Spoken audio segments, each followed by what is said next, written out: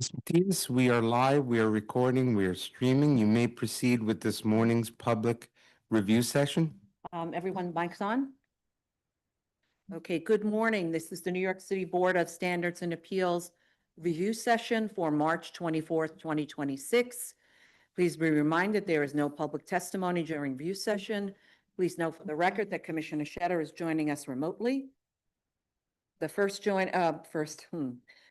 item up is special order calendar continuing hearing items. Item number 18, 269 13BZ, 110 West 73rd Street. Okay.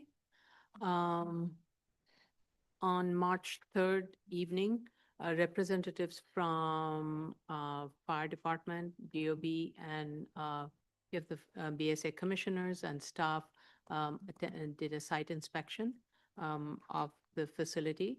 And so just wanted to be on record on that one. I was there too. So it was a very helpful site inspection, and we received a good tour of the space. And based on that, I think my comments will read. So we did receive a revised set of plans, and with that, a DOB approved plan set, which shows 2-hour rated walls and ceiling between 110th and 112th Street building at the basement and first floor, and 2-hour rated walls between the existing cellar space, between the space demarcated for residential storage space and the fire exit corridor in the cellar level. So it's not the area that is in question before us. It's the other area which was just used for circulation purposes. We also received a noise monitoring report, and the report concluded that there is no evidence of intrusion or non-compliant noise transmission from the bar cafe into units 2 West, and I'm assuming that is 2 West. It says 2W and 3W was identified, and the existing brick wall assembly is providing adequate airborne sound isolation under current operating conditions. So at the same time, the report states that the Lmax value of 63.3 dBA in unit 2W and 64.5 dBA in 3W correspond to short duration of transient events, and the large difference between the Lmax and L equal confirms that these peaks are brief and non-sustained and do not significantly influence the overall noise exposure. So I have to say, I appreciate this study done. It was one of the most briefest noise study that I've ever seen. And to me, what is concerning is that the report does not clearly identify where the units 2W and 3W are located in relation to this restaurant, where the noise monitoring was taken, and more specifically, the methodology that was implemented to do this study was not clearly identified. Because the Lmax volume of 63.3 and 64.5 is above the impact threshold pursuant to SECRA manual. So I think, because, so I want the applicant to clarify that. And so that needs to be clarified. With regards to the revised operational plan, the hours of operation of Sunday through Thursday from 12 p.m. to 11 p.m. and Friday, Saturday from 1 p.m. to midnight. And the seating capacity would total 69, and the portion of the restaurant located in the R8B would, this is for the portion that's in the R8B portion. Now, the revised operational plan also talks about the waste management, and it states that the restaurant waste and recycle are stored indoors, and the garbage is brought out in the morning and placed in front of the 106 West 73rd Street for collection by catering company at 6 a.m. And we also received a letter from the catering company that states that the garbage is collected every morning after 6 a.m. Monday through Saturday. So it's not at 6, but after 6 a.m. And all from Monday through Saturday. Now, regarding the noise complaints from the rear yard, the applicant states that the management has addressed these concerns by eliminating the commercial access to the rear yard, which was evident from the site visit. All the access ways to the rear yards were closed off from the interior, and we also received photographs yesterday that shows the conditions from the rear yard. So at this point, the rear yard is not at all accessible from the restaurant area, and that's what the applicant has stated in the plan, in its statements and shown in the plans, shown in the photographs. However, the plan still is not fully complete. The plan needs to provide two things.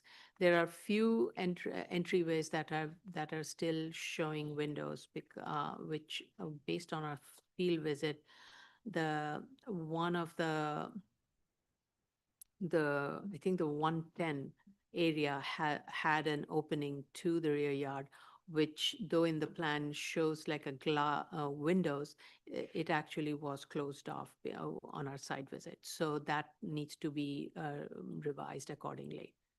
Also, the applicant needs to provide the detail of the noise attenuation for the portion of the area that is the doorway that will be removed in the cellar portion. The note just says no commercial, note just says that it shall be closed or something. It's inadequate because it is abutting a residential use. So that door needs to be sealed and needs to be enclosed so that there's no noise that would emanate from that area.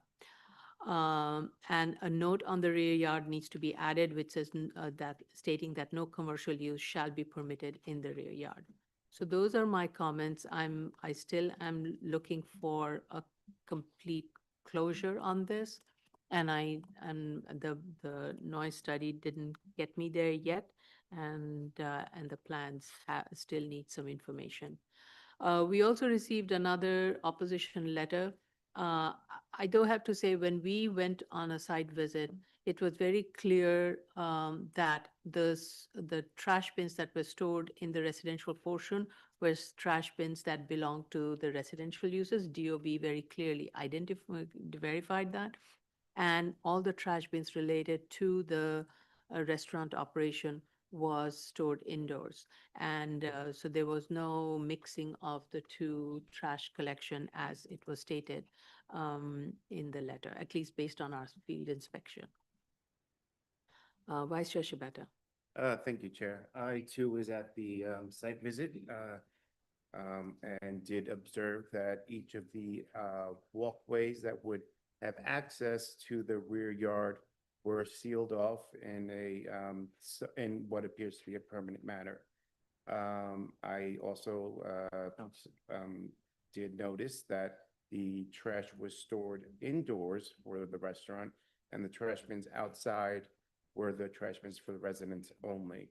And this is in reference to the letter that we received yesterday that was in opposition, citing both that the restaurant was throwing parties in the rear. That seems to be not possible any longer. And the operational plan does address the issues with the trash, and our site visit does confirm that at the least that is the status as it stands today. I have nothing further to add. Okay. Thank you. Commissioner Otley Brown. I just want to say that the BSA has done a lot of work in terms of oversight in ensuring that the site comes into compliance, but the real test is going to be after we vote on this grant going forward. And so because of that, I would suggest a short leash so that we can continue to monitor this site. Yes, I agree. I also agree with that. I have no other comments. Yeah. Thank you. Commissioner Shetter? Thank you, Chair. I agree with Commissioner Brown on the short leash thing to start with. And then I share the comments with you regarding the noise study or the monitoring report that was submitted.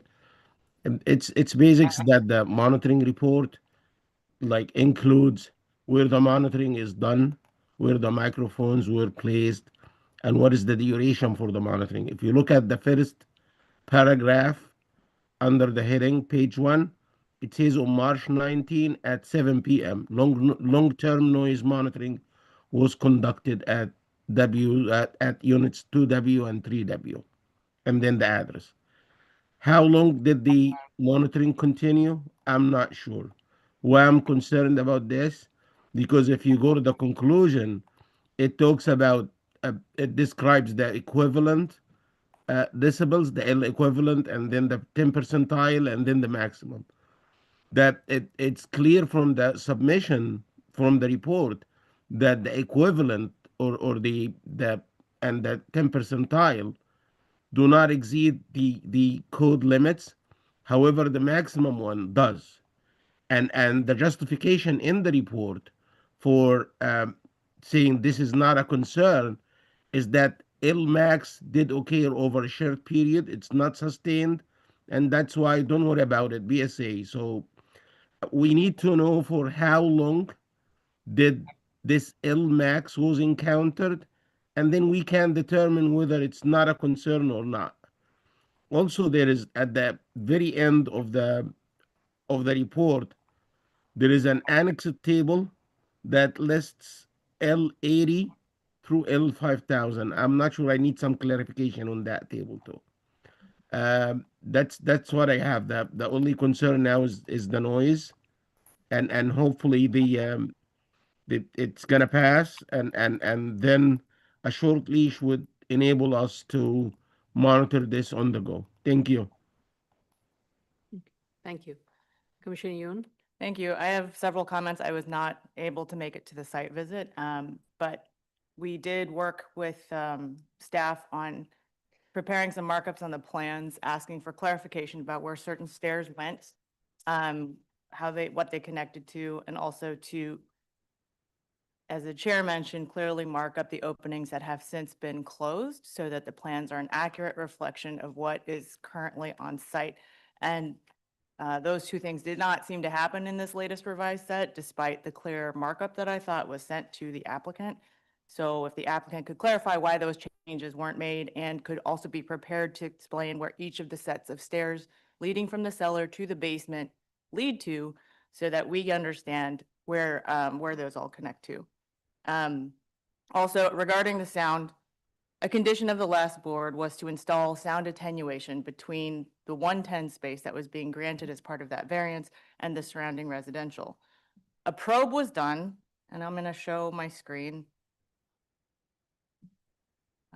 Desktop 2, hopefully it works this time. So you can see the probe here. Let me full screen. So first, I have no idea who prepared this report. It's also not saved in our file, so that's a note to staff. There's no evidence of any sound attenuation having been installed on this wall. So we asked for sound analysis. So this probe, I just want to put for the record, does not in any way show me anything other than drywall over a metal stud. And then there's a note saying that there's masonry behind that. I don't see any evidence of sound attenuation here, so then we asked for the sound monitoring. And the monitoring was conducted at 7 p.m. on a Thursday night. But what we're looking for, at least what I'm looking for, is not a moment in time where a restaurant could be quiet and someone is standing in a unit that I don't know how to locate and telling me that it's quiet in that unit. There are too many, from a scientific report standard, that makes no sense. You should be trying to recreate high sound levels in the source area, the restaurant, whether it be with a radio or something. You're having banquets or some kind of events in these rooms, so you need to be able to recreate sound that would mimic those levels in the restaurant, record that sound level, and also have microphones in the receptor areas, which would be the nearby apartments. Those need to be clearly labeled and indicated to us so we know, A, what is the source sound, And B, what is the attenuated sound on the other side of that wall or on the other side of that slab? Sitting in a unit on a random time of a random day gives me no understanding of whether the wall was attenuated at all or if it's functioning whatsoever. So I think that this sound study is not helpful. It doesn't, and the probe was not helpful. We have still no evidence that there was any sound attenuation installed on these walls, and therefore we don't know if this project is currently in compliance with the prior grant. So I think we need to redo the sound study or actually install the sound attenuation as was required in the 2014 grant. The rear yard photos, I wanted to ask, so let me pull up my screen again. 1 second. Okay, so on the right, we have one of the submitted photos of the rear yard. So you get a good elevational view of what I believe is the basement level facing the rear yard. And here is a blow up of that same elevation in plan view. I think is that the, is that the other one? I think that photo, On the Yes. right, it's on the left. you're saying it's facing this Yeah. way? Yeah. Again, because lack of having a key, I'm basing it on from previous photos that we had seen. That's the rear wall. So this is what I took to be looking straight back, Yes, standing from, here and Yes. looking straight back. yes. And then this photo, which I'll zoom into, the second photo is standing, looking left.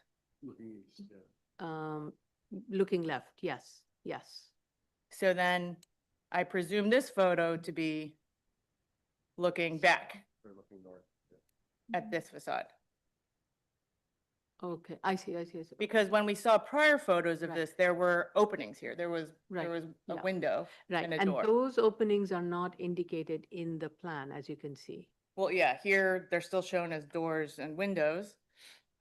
So if those are permanently walls, that should be indicated as such, similar to the other openings that have since been closed. And I wanted clarification that these two areas that have this kind of draped mesh over them are indeed leading to the cellar. Which is only for residential uses or fire exits, I'm assuming. Well, this is where I'd asked about clarifying where this stair leads to. And so I'll go back to the plan. I The last believe- hearing, I asked where this stair leads to because in the, where am I? In the cellar plan, it leads to this vestibule. This door was confirmed by everyone at the site visit that this is closed. So the stair is abandoned, I assume. I would like the applicant to just clarify that since I've asked about where these stairs go. We also asked about where these stairs go down here and if those are related to the hatch in the front. And if these stairs, underneath the stairs that go up to the first floor, if these stairs also lead to the basement. So if No, the we don't. applicant could walk us through that during the public hearing, that would be helpful for me. And then the last thing is the trash operation. I would like for the applicant to walk us through how the bins that are stored here full of trash are going through the 108 building out onto the street, as is proposed in the new operational plan. My understanding is that everything was currently going out of these stairs, which is not permissible as it's in the residential portion of the site. So I'd like some understanding of what the actual operation is to get the trash up to the street within the commercial overlay portion of the site. There's also in the operational plan saying that the garbage will be taken out at 6 a.m. And that someone will come in the morning to set the garbage out, presumably prior to pickup. So who's coming at 5 a.m. to take these garbage cans out? So I just need a step-by-step walkthrough of the current plan because we know that currently, and based on the site visit, what I've been told is that everyone at the restaurant confirmed that they use the 110 stairs to get to the street. And what we're looking for is a effective and reasonable plan that prevents you from doing that in the future. Those are my comments. And Commissioner Yoon is correct. During our site visit, we were informed that the staircase leading to the 110 portion, the residential, the R8B portion was used for delivery and for trash removal. So while the applicant is proposing that, it would change and it will revert to 108.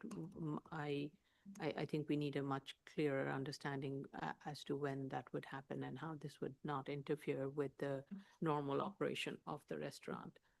Because I'm sure that must have been a factor, but we need to have a clear understanding how that will not happen. And this will remain only as a fire exit.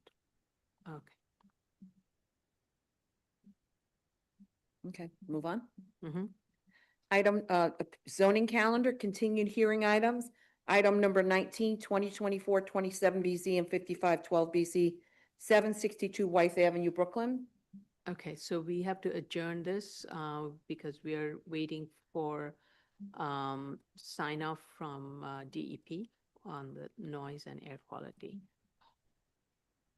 Okay, item number 20, 2024, 52 BZ, 1226 Avenue V, Brooklyn. Okay.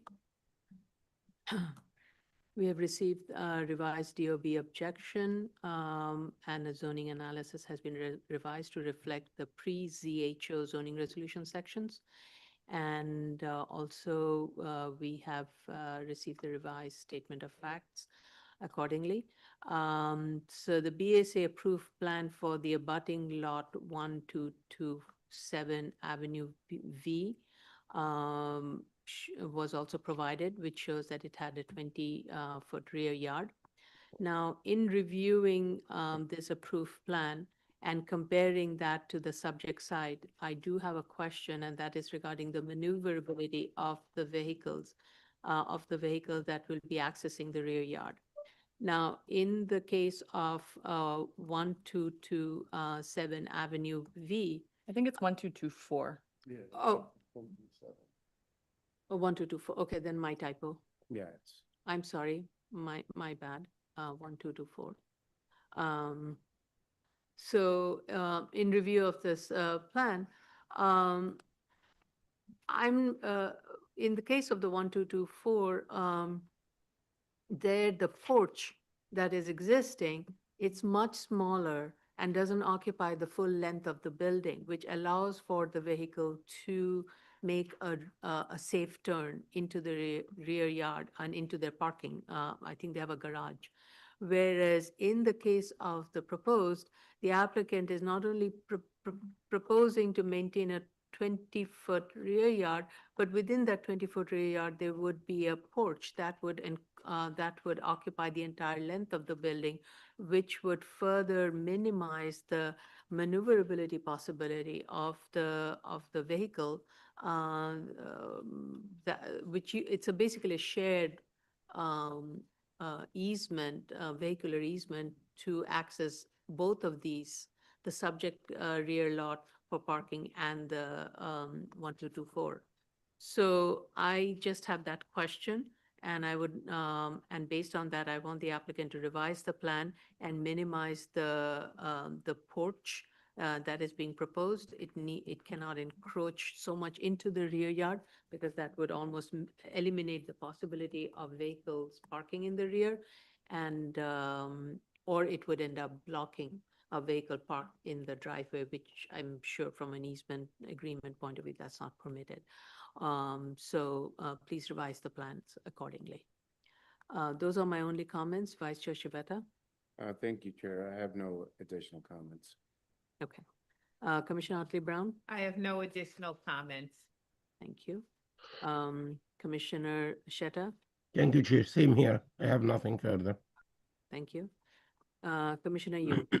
The only thing I noticed was the discrepancy in the approved plans for Avenue V, and I get that this is not actually the subject site. The approved plans show a 4-foot side yard, and then the proposal shows a 3-foot 10 side yard on both this property and the 1224 property. So if you Is there, maybe if there's a survey to verify the actual side yard between the two sets of drawings? Not the only comment I had. All right. Next case. Zoning calendar, continued hearings, item number 21, 2025 47 BZ, 204 37 45th Drive, Queens. Okay, we did receive committee board vote. It was to disapprove the application. According to the committee report, the committee felt that stated that the house is too close to the adjacent building and it's a narrow site and the house should not be built. Now, regarding the community board's concern, despite the irregular shape of the zoning lot, the applicant is not seeking a waiver of the required side yards, and the required distance of the proposed building from the adjacent lot line is proposed to be maintained. So the applicant is proposing to maintain the appropriate distance that would be required between an abutting lot line. The waiver that is being requested is because of the irregular site condition and the narrowness of the site as stated by the community board, and that is why it is here for variance. So applicant made a revised submission, and at the last hearing, board had directed the applicant to analyze a typical complying lot area and the permitted floor area. And based on that, on a standard zoning lot area of 2,850 square foot in an R31 district, it would permit 2,135 square foot, and the applicant has revised the drawings to propose a floor area of 2,128 square foot of floor area. And the proposed number of floors have been reduced from 3 floors plus cellar plus attic to a 2-story plus cellar plus attic, totaling a height of 29 feet. Previously, it was 35 feet. And the applicant has also revised the plan to comply with the planting requirement. So the previous study didn't have a uniqueness study, which has been provided, and the applicant's analysis shows that this is the only other site that suffers similar hardship. There's only one another site that suffers similar hardship, and I'm satisfied with the uniqueness study that's been provided.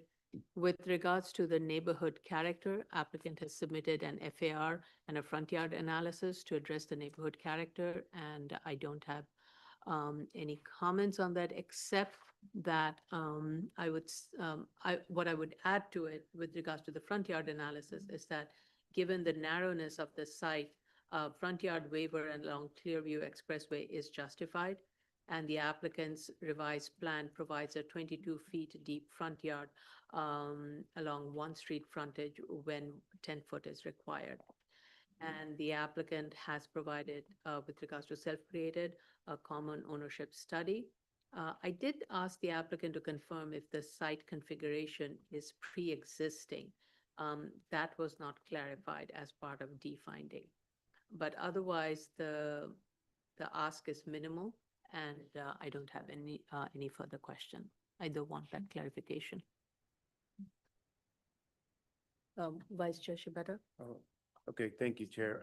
I do share many of your comments. I did find the revised asks to be quite reasonable. The uniqueness study did find 7 lots that had small irregular lot shapes. But upon review, 2 of those have already received variances or comparable relief. One was erroneously identified in city data, and the 2 remaining slivers are too small to be development sites. One is functionally absorbed into adjoining property use. So I found that unique to study to be satisfactory. I also found the common ownership report to be satisfactory, as they showed that these two lots were never in common ownership with any adjoining property from 1961 to present. Although I do understand your comment with regard to, was this shape always consistent since 1961? I think that if they'd never had any common ownership with any other site, they'd have to be that shape since 1961. Yeah, and I think, and I just wanted to clarify for the record. The reason is even if there were two separate lots and they were combined at some point, combining them or not combining. you them, still have- It would still would- have the, You still have the D finding, Yes. I find, but I Yeah. did appreciate them. Yeah. You know, shoring that D finding, further by showing that there was no common ownership. I have nothing further. I found this application to be satisfactory. okay, thank you. Commissioner Otley Brown? I found the supplemental submissions to strengthen the case, and so I am. Sorry, Commissioner Otley Brown, we can't hear you on the recording. Oh, I found the supplemental submissions to be very helpful in coming to the decision that this application has met the 5 findings, and I have no questions. Thank you. Commissioner Sheta? Good chair, bear with me. I'm trying to open one of the files here, check something.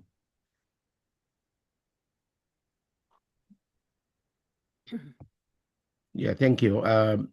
Yeah, my first comment is if you look at the response letter, I'm confused about a statement that says the proposed floor area has been reduced from 2,319.86 square feet, which is 0.86 FAR, to 2,128.2 square feet, which is 0.8 FAR. And then it says, as requested by the board, this is now less than the maximum floor area that would be permitted on a standard lot within R31 zoning districts. And then it says this is 2,850 times 0.75. So I'm not sure if this statement is consistent. I'm not sure if this is actually less than what would be permitted. So I need clarification on that. And then if you look at the FAR study, I believe there is 1 or 2 houses that exceed the proposed FAR. The rest of the properties within a 400 feet radius are much less than the proposed. So I'm not sure if the board want to settle on the proposed FAR, or maybe you want to reduce it a little bit. If you look at the plans, and this is what I was like actually trying to open when I delayed my testimony. Let me share my point. Share my screen here. Yeah, if you look at this room here, there is no access to it. Give me 1 second. Yeah, there is no door. So I believe this need to be fixed. And also when I looked at the bedroom sizes, I believe they are kind of like tiny. I'm not sure if the board like may think I'm not an expert when it comes to architecture, but if the board want to consider like switching this to a single family with larger rooms, I'm okay with that. And then regarding the storage in the cellar and the attic, I believe this is too much storage to make sure that the attic is not going to be used for residential purposes. We should either reduce the height or probably uh, change the configuration of the attic to make sure that right now that the height I believe is 7 feet 6 inches. I understand this is not allowed to be used for residential, but it might be based on the existing height. So this is one of my concerns. Thank you. I will let Commissioner Yoon speak, and then I will respond to Commissioner Sheta's comments. Okay, some of my comments may at least add to or comment back on what Commissioner Sheta said. So the FAR discussion at the last hearing, I think the chair had talked about this typical zoning lot and done the math during the hearing of a typical lot being 2850 square feet, and it would permit 2,171 square feet of floor area, and to use that as a benchmark. When I gave my comments at the last hearing, I mentioned that I didn't see a justification for the floor area waiver at all, and that they should confirm that the lot area is indeed unique so that they could justify that waiver. But they followed what the chair had stated, and I'm okay with that. So that's where that justification in the statement of facts comes from. It's from the instructions that the chair had given them at the last hearing. And so I thought that this submission was responsive to our comments. The question about the attic, I agree with you, Commissioner Sheta, but the definition of floor area excludes attics as long as the clear floor height space is below 8 feet. And you cannot use that floor area for any living purposes, any living, sleeping, dining, anything. But that is how it reads in the zoning resolution, and I think that in practice, the 7'11" clear floor height is often used to not count as floor area. My one comment was I appreciate that the applicant has cleared out the site. But in the second photo, this is from the smaller portion of the triangle, or smaller portion of the lot. You can see that there's still all the cars parked on the main portion of the site. So it looks like, well, I'm not going to presume when this was taken, but if you could retake these photos so that every view, the site is actually clear, that would be great.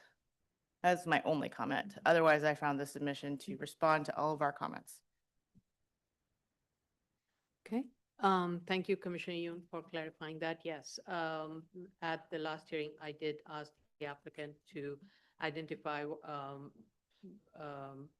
basically what is the maximum floor area that would be permitted using the standard FAR on a typical zoning lot of a size of 2,850 square foot, which is permitted which is the minimum that is required in an R31 zoning district. For a single or a two-family detached. And that's what, based on that guidance, the applicant did revise and reduce the total amount of floor area to what is being presented. Though it is more than the permitted 0.75 FAR, it is consistent with if it was a typical lot. Because the lot size of this is big. So if this was a typical lot, then what could be built? That was the argument. The shape of the lot makes it difficult for it to configure the building, but the size of the lot meets the size requirement of the minimum R31. So based on that logic, the applicant was asked to revise, which the applicant did. And Commissioner Yoon is absolutely right. We did ask the applicant to reduce the height, and the attic height shall not be more than shall be less than 8 feet, because anything less than 8 feet is not a habitable space, legally not habitable space. And the notes and the plans very clearly indicate that the cellar space and the attic space are not to be used for habitable purposes. So I hope that is satisfactory, and thank you. Does that answer your question, Commissioner Sheta? Yeah, it did. I was aware that the height could be like a 10 less than 8 feet, but my point is it opens the door for future games. That's why. I think But each case is treated differently. We have had 3 different sites in this area, and each one was treated differently based on what was asked and the site conditions. okay. Okay, thanks. All right, next Move on? case? Yeah.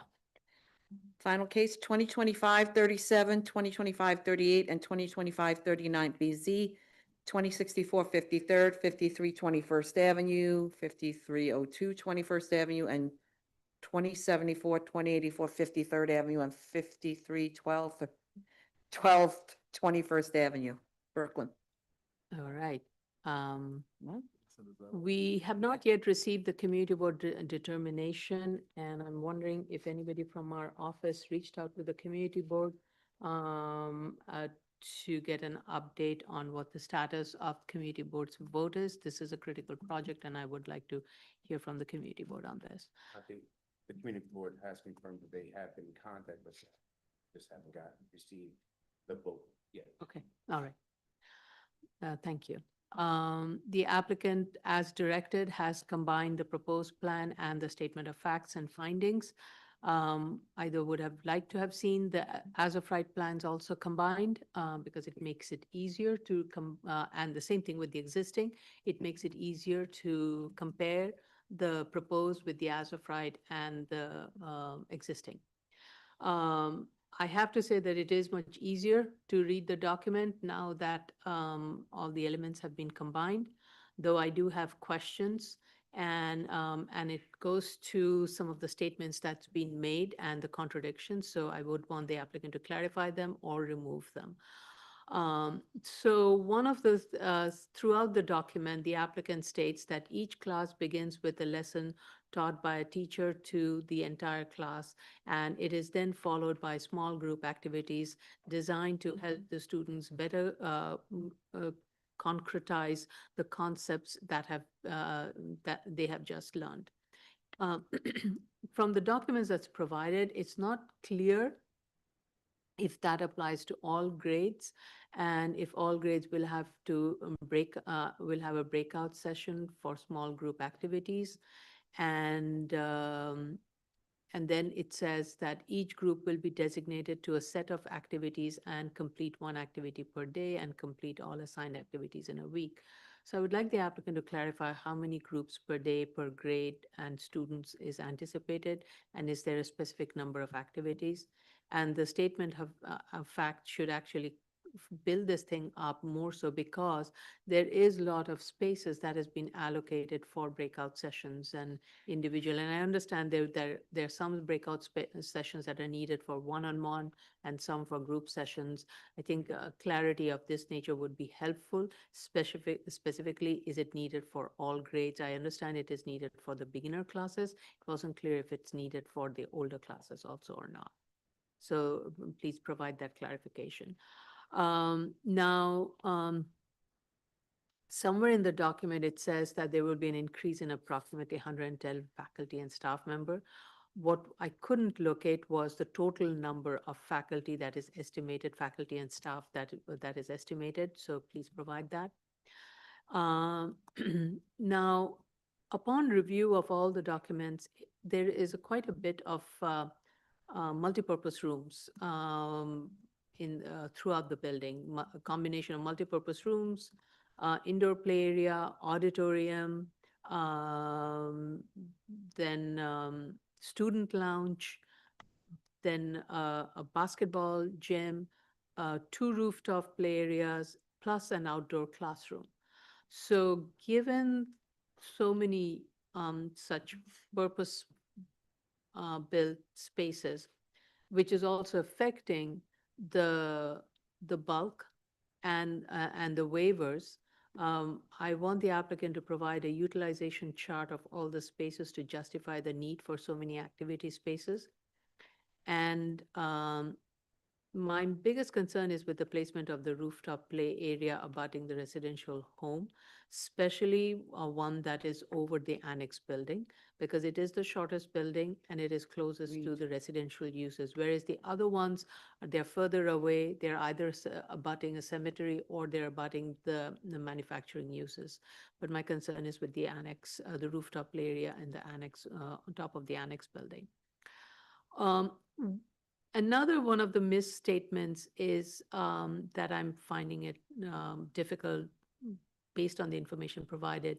It says that the location of the daycare on the same campus is of significant benefit to staff, and many of whom require reliable childcare during their shifts at the school. So the daycare has 2 shifts. One is from 6:30 to 1 p.m. and another one is from 1 p.m. to 5 p.m. And I'm assuming so I need the applicant to clarify that. And I'm assuming each shift will be for 57 students. So please clarify that. So the total school operating hour is from 6:30 a.m. to 5:30 p.m. And based on the 4 different proposed hours of drop-off and pickup for preschool, elementary, middle school, and daycare, I'm not sure how, as stated in the statement of fact, will quote, present a more convenient arrangement for the parents who often have children in more than one of the divisions. Because the hours for preschool starts at 9 a.m. whereas the elementary is 8:15 a.m. and the middle school is at 8 a.m. and the daycare is either at 6:30 or at 1 p.m. So I definitely am not sure how that addresses that comment. So please address it or revise it or remove it. I'm not sure it's helping the argument. And also please clarify if the school is operating on Sunday. I think it's just Monday through Friday and but I didn't see it anywhere in the statement, so please clarify that. With regards to the drop-off and the pickup operation that has been provided, I would like to know how many vehicles can park by the curbside during drop-off and pickup for each drop-off pickup period. Because assuming a 45-foot long bus, maximum of 8 buses along 366-foot long frontages, which is combination of 21st and 53rd, and maximum of 14 mini school buses. I'm assuming mini school buses, same as the van, could be accommodated. So, and based on the drop-off pickup, the number of vehicles that is going to be used in the afternoon, for example, from 4:30 p.m. to 5 p.m., there will be a total of 8 buses and 4 vans arriving for pickup. So how would those be accommodated along this 366-foot frontage during this period when elementary school, middle school, and would be dropped off and picked up. Similarly, for the Friday also, between 1 p.m. and 1:30 p.m., there will be 8 school buses, 4 vans, and 23 to 27 private vehicles that would be fronting at the school frontage. So, so the statement of facts right now, it is not supported by any analysis regarding this and the existing no school zone of 366 feet. I'm not sure it would be adequate for the inflow of the vehicles during these peak pickup periods. So, so the applicant needs to fine-tune that part of the analysis. And the reason I'm stating it, because there were most of the opposition's letters that we received from the community stated traffic and double parking as an issue. And I'll speak to this later on as part of the environmental review. The applicant also provided a trash management plan. And here I have a question, and it's based on 1,032 students. Now, as I mentioned, there are 2 daycare shifts, and I'm assuming each daycare shift consists of 57 students. So the analysis did not, it just analyze one daycare shift. It did not analyze both. So revise the trash management analysis based on that, since there are multiple shifts, and redo the analysis based on that. And similarly, I'm assuming the staff faculty, if that's also included in the trash management analysis, since they're in shifts, please factor that in. So moving on to finding A, I'm satisfied with finding A, the programmatic need. Well, I'm not satisfied fully. It is getting there. I think the space allocation, while based on pedagogical need has been stated, it needs to be supported by data and similarly placed schools and utilization rates. So that has not been provided. With regards to finding C, the proposed building bulk is not yet justified based on the inadequacies as stated in the programmatic need. I remain concerned about the generous amount of activity spaces that is proposed throughout the buildings, 3 buildings, and the fire department needs to review the rooftop play areas and the compliancy. The placement of the play area, as I mentioned, in the annex building is concerning given its proximity to the residential homes. Noise from the play area may need to be mitigated and requires analysis by DEP. Similarly, traffic analysis will need to be conducted by DOT based on the opposition letters that has been identified, that has identified traffic as being a significant concern. Applicant also needs to provide and axonometric. Finding E, therefore, it's still outstanding in my mind. With regards to, since the applicant states that this building will be done in phases, the construction will be done in phases, it is not clear how it impacts the school drop-off and pickup during construction period. And a detailed analysis of that needs to be provided. I'm assuming that will be provided as part of the construction phasing plan, or if not, it needs to be clearly explained as part of the statement of findings, indicating how this would not have create a temporary glitch during this period. And we don't know how long of a phase construction it will be, so that also needs to be clarified. Vice Chair Shibata. Thank you, Chair. I'm not going to be repetitive. I have nothing further to add. Okay, thank you. Commissioner Otley Brown. I definitely found this submission far better by combining all of the buildings into one application, since it is an integrated school. Other than that, I think my main questions were, is what they're asking in line with what other schools are getting or already have gotten? And I'm talking about as of right schools, as well as schools that may have received a special permit or variance. And I feel that, number one, they've shown us that their spaces are in line with the School Construction Authority allocations per student, and also that their gross square footage per student is actually less than the average that's based on 21 public and elementary and middle schools in the area. And so I'm satisfied that they're not asking for far more space than other schools have been allotted. And so with that being said, I am supportive of this school application. However, I do agree with the chair that there needs to be more an explanation as to how the transportation operations are going to be implemented here, because I feel that the arrival times, particularly for the preschool, are going to be fairly narrow at only a half an hour, and they're going to have to accommodate 16 private vans, and they're not really talking about how that's going to successfully be implemented. They should give us the time to load and unload per van so that we can actually see that this is going to work given the street frontage. And also, the elementary school and middle school not only just has 8 buses, it also has 4 vans. They are given more time to load and unload, which I'm not sure if that actually makes sense, because they are older children and can possibly get on and off of vehicles much quicker. And there are lesser vehicles, but they also should give us the time to load and unload per school bus and per van, and flesh out those policies so that we could be more confident in their ability to pull this off, given that there's over 1,000 students in this school. Okay, thank you. Commissioner Sheta.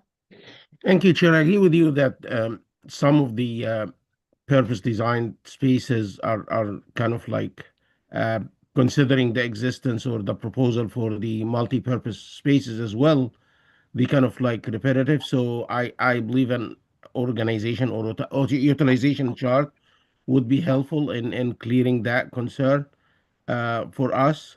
The second thing, and it's a separate point, it was brought to my attention that excavation next to the adjacent cemetery could be an issue, causing ground disturbance for that property. So if the board want to consider like looking into the side yard waiver next to that property and reduce that from 8 feet to probably 5 feet or so, that would be helpful in like mitigating the ground disturbance at this location.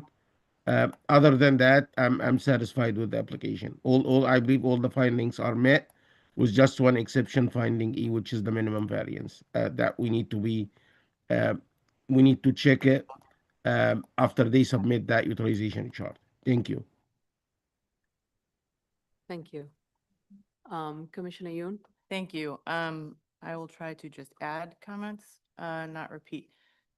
So there was some discussion in the statement of facts for the contoured rooms that I had mentioned at the last hearing. So I just want to zoom in on a few locations. Again, I hate to be the architect that says take out your fun stuff, but I think what I'm going to need is a bit more understanding of why some of these walls and spaces are designed specifically the way that they are. It could be an expansion on the nature of splitting these rooms up into multiple zones, or why the restrooms need to be this specific shape. It can be a broader programmatic description, but it needs to be a bit more than what you've given so far, because there are inherent inefficiencies in this plan. And it's largely concentrated on this first level for the daycare and the preschool. So what I'm thinking of is projects that come before us in the future, and needing some sort of concrete description and justification for why some of these plan shapes are the way that they are.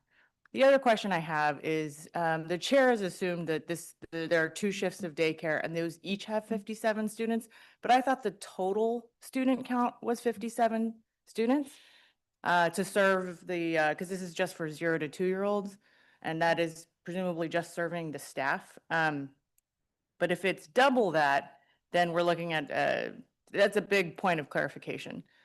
As it stands, the classrooms in the daycare are built for 66 students. And so if there's 2 shifts of 57, this could be accommodated, but I think that things need to be tightened up a bit, because this is meant to be an ancillary program for staff only, and is, at least as far as the statement of facts goes, is just for 57 students all day. So we have a really large space then with the accommodations of classrooms for up to 66 students, with a lot of extra space in the hallways. And so while it's true that there are average calculations taken of K through 8 and K through 5 schools in the area, another piece of data I would like is a daycare specific gross square foot per student, and a clarification on the number of students that are anticipated to use this portion of the facility.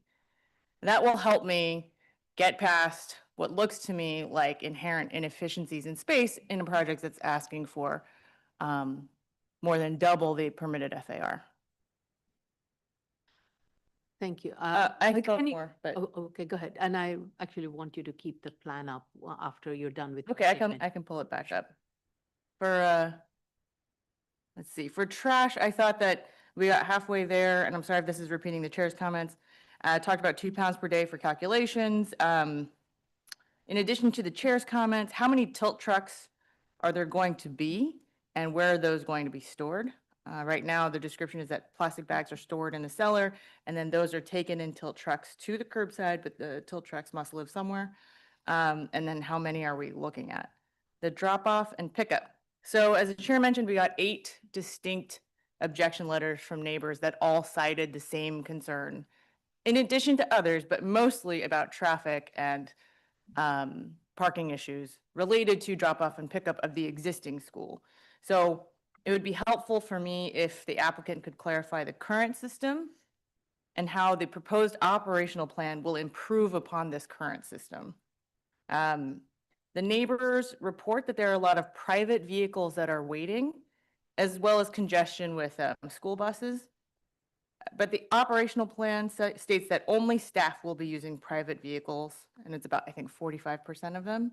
So presumably only daycare students associated with those staff members will be coming in private vehicles. But it seems like currently there are reports of several private vehicles being used to drop off and pick up.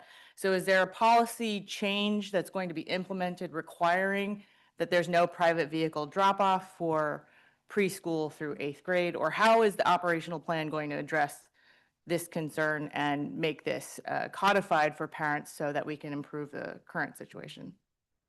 Those are my comments, and then I can bring the plan back up. I did notice a discrepancy in the statement of facts when it was in the section where it was talking about the drop off and pickup. And that's where I picked up that there are 2 shifts with each 57, because there's a table there, and the table says for drop-off of the morning shift, 57, and this is the breakdown, modal breakdown, and then there is the drop-off of Oh, the I missed afternoon shift from 1 p.m., 57, and this is the breakdown of the modal split. That's the place where I gathered, okay, then there are 2 shifts, each of 57. So Right. and so there's a discrepancy in the document based on it's being discussed then, if that's the case, either of our statement. Right.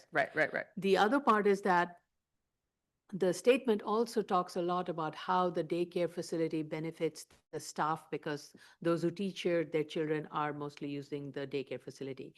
But again, when you go back and look at the modal splits and the pickup and drop off that's happening, in that you will see it's only 4% who are using carpool. And the statement also says it's the teachers who do, the staff and and faculties do the carpooling.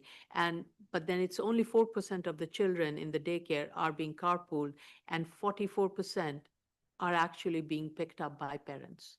So again, there's a discrepancy throughout the document, which talks about why we need to have these um, uh, uh, have one uniform set of programs where we can share a lot of amenities and facilities and programs, and which makes sense, operational facilities being shared and common areas being shared. However, the documents have not proven it, because it seems there are designated multipurpose rooms for designated age groups.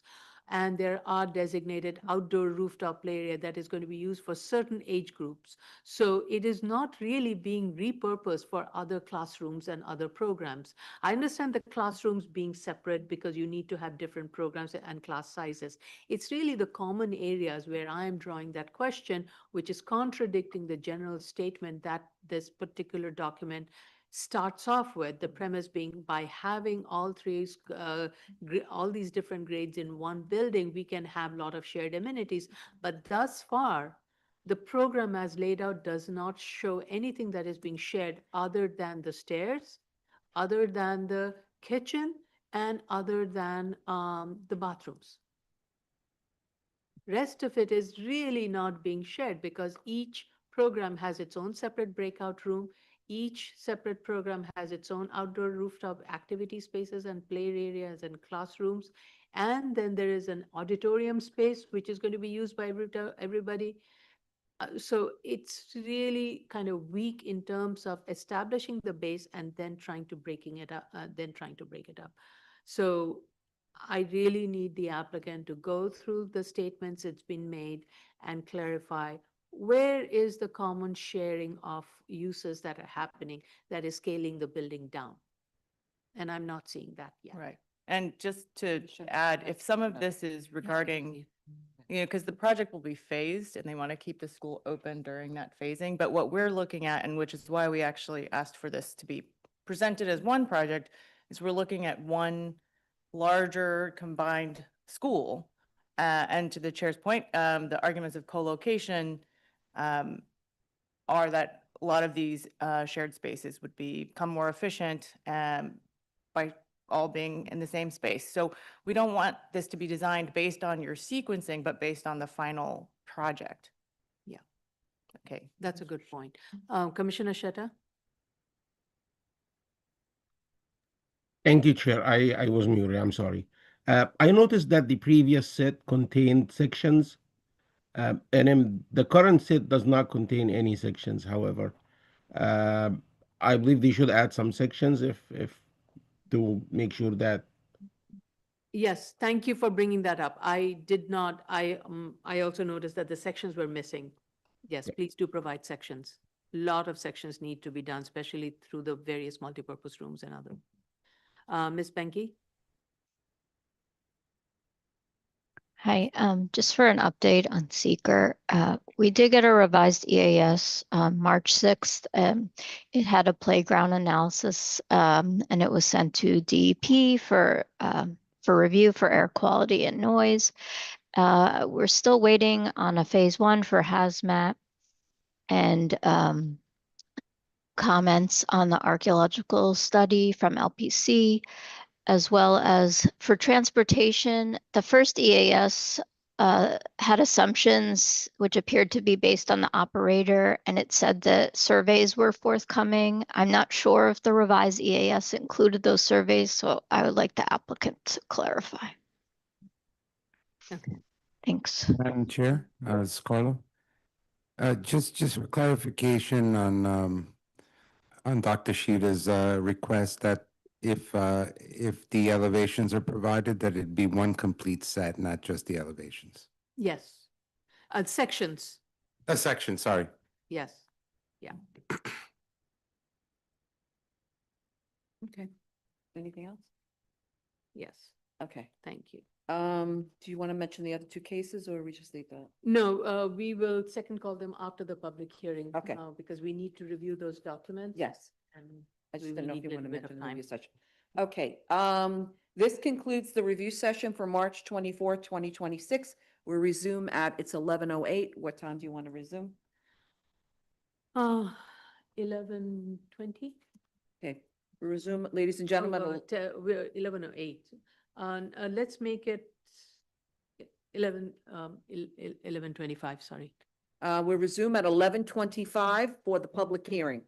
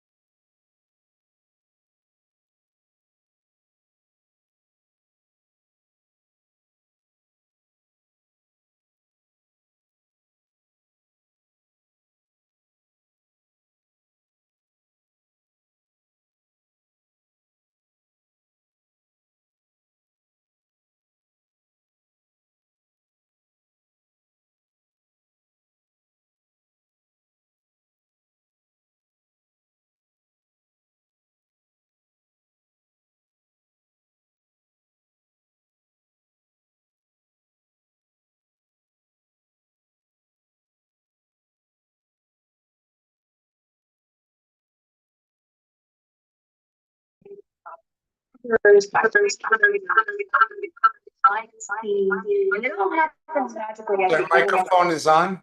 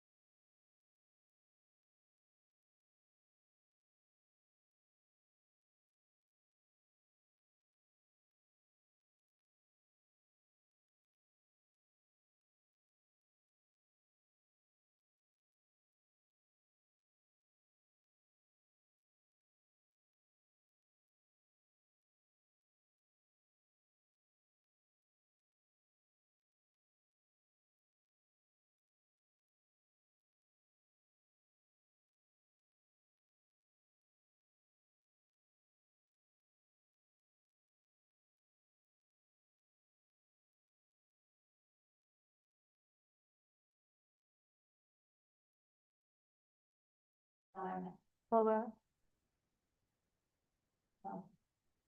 You should just.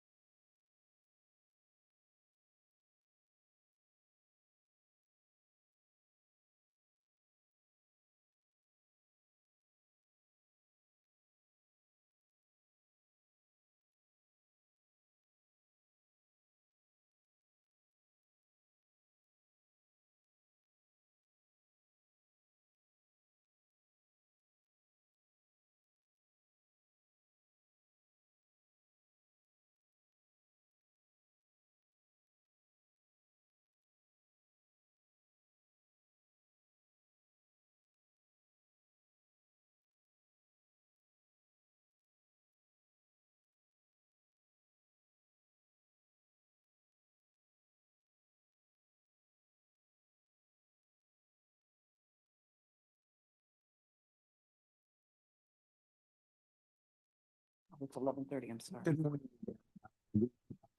Ms. Matias, we are live. We are recording and streaming. You may proceed with today's Anybody has the public mic? hearing. Okay, good morning. New York City Board of Standards and Appeals Public Hearing for March 24th, 2026. We will begin with, just a note for the record, is Commissioner Shetter remote? Commissioner Shetter is attending remotely. Special order calendar, continued hearing items, item number 18, 269 13BZ, 110 West 73rd Street, Manhattan. Okay. It's Eric Vath. Right. And Charles Alwakil. Charles Owaku. Mr. Webb, does Charles Alwakil need to be added to the panel?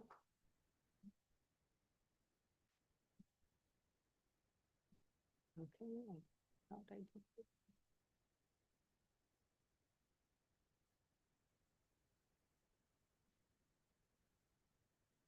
That's odd. Mr. Bath, please accept As panelists, as panelist. this is gonna be one of those days where everybody doesn't know how to.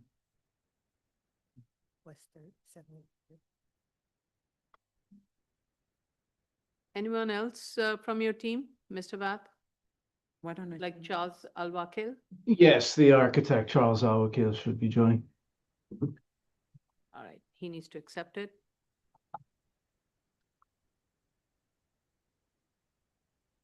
Good morning.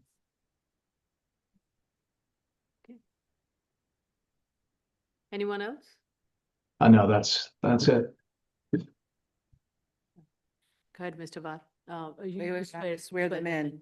I'm sorry, I don't see them on my screen. I'm looking that way. Good morning. Please raise your right hands.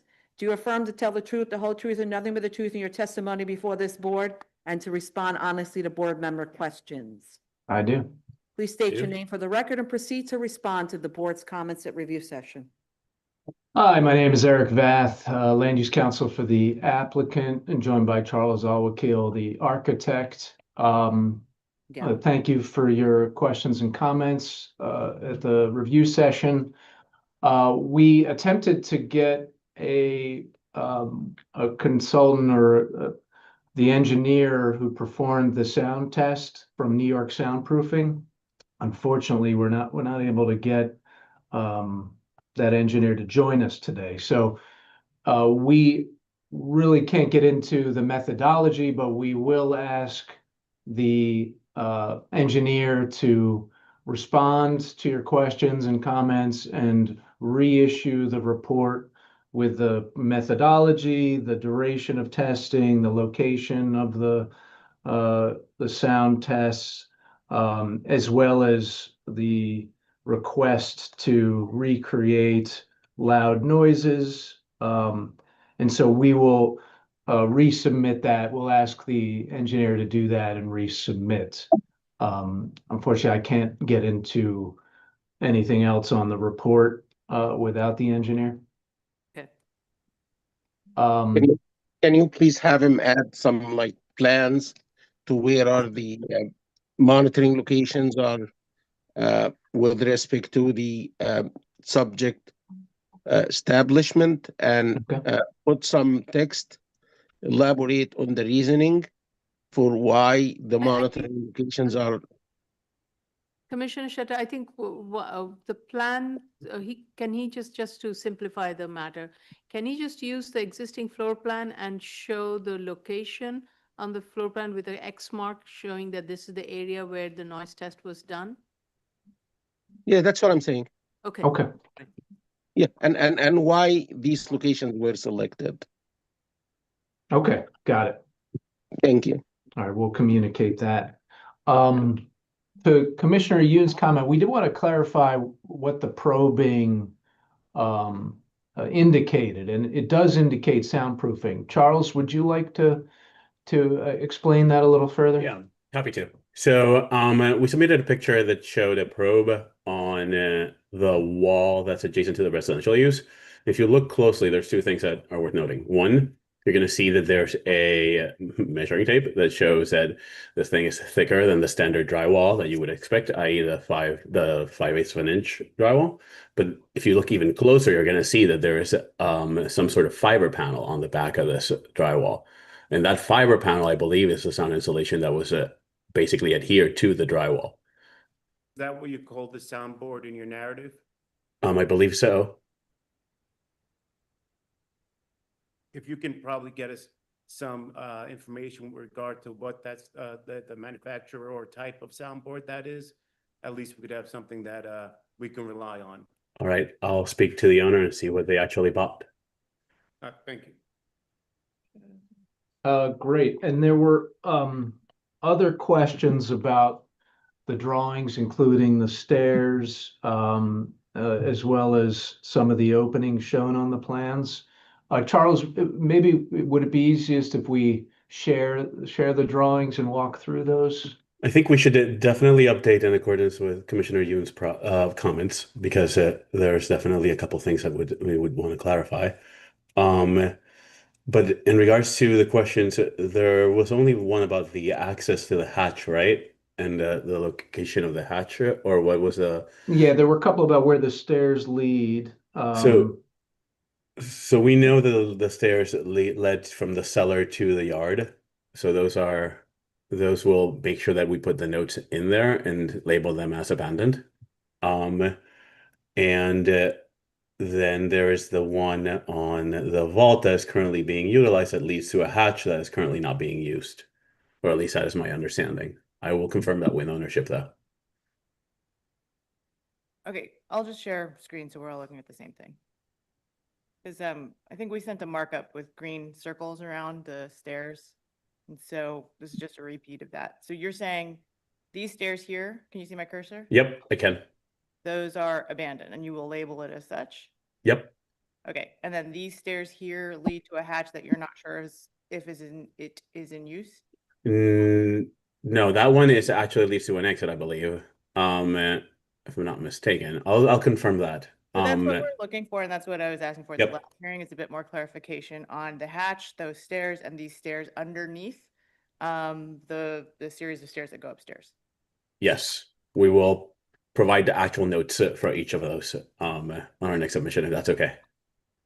Yeah, okay. And then and if it's not clear from the plan, just annotating or describing in some narrative form how those stairs are used and where they lead, because what we're looking for is whatever pathways you might have to actually eliminate your commercial use of the residential portion of the street. Which is very reasonable, so yes. And then these two openings here, I think we'd also mark those up to show in the current condition, which would be similar to how these. have Yep. been shown.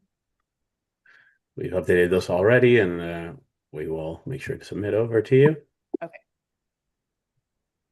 And then And then we'll also, I want to confirm that you guys would like us to install a sound attenuation on the cellar on the opening that is currently being removed. Sorry, that was removed to the residential portion.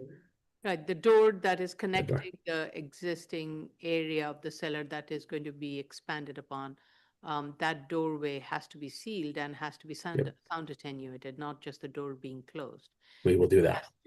has to be fire rated, all of Yep. all requirements. So appropriate notes should be added accordingly. We will do that. And to clarify, I believe there was a question about how the trash is taken out. So as described on the operational plan, going forward, the client assures me that they'll take the trash out through the commercial district portion. And if it's done it in the morning, it'll be walked basically through the restaurant in lieu of the stairs, which they currently take it out of. So Charles, so you walk through the restaurant, right, and go through the front entrance of the restaurant? That's what they're saying that they would Yeah. do. That's what, when we spoke on the phone with them, they told us as much. And we'll describe that a little more clearly in the operational plan. Okay. It would be helpful if you maybe drew on the plan how one plans to go in and out from where it's stored to the curbside. Like Family Circus. Remember that comic where they would have the dash lines and show where everyone goes? Like just something that shows clearly, because it's not obvious to us right now, given we don't know where certain stairs go, we don't know how the trash is being wheeled. That would be helpful to just diagram it and then put all of that into your operational plan in a bit more detail. Is it okay if I put those into the proposed plans? That way they can be recorded that way? Yeah. Can you repeat your question? Is it okay if I put those into the proposed plan so that you guys can keep them as a record? Yes. Yeah. Yes.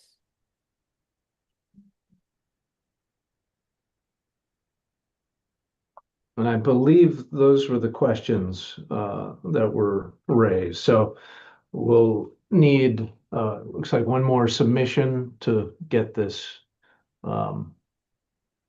get all your questions adequately addressed. I think the sound part is still a question, and that definitely needs to be responded to. And I would suggest your operation of taking the trash through the commercial should start now. It really should not wait upon this approval. Please notify your property owner that they are in violation of the prior grant, so their operational measures should be corrected as of now and not going forward. Got it. One thing I would just want to make sure is clear for the sound study. There's an existing apartment adjacent to the private event space on the basement level, and then there's the one directly above it that's on the first floor. Those two have to be included in the sound study as far as the receptor attenuated values. So So- floor and ceiling, or wall and, Above And the it on ceiling, the first yeah. floor and then to the side of it on the basement level. right. Okay, we'll make sure.